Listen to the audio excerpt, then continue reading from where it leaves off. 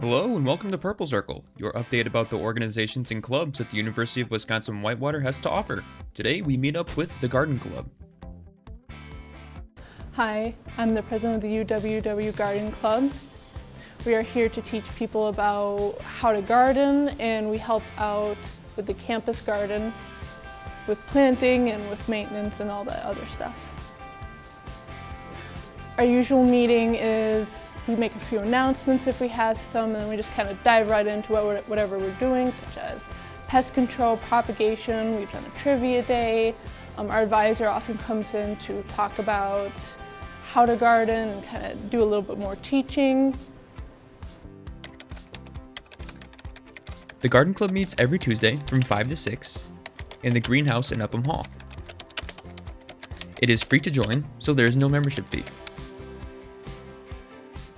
We've had programs such as a seed saver come in to talk about how to save seeds. We've had someone come to talk about herbs and how to use them.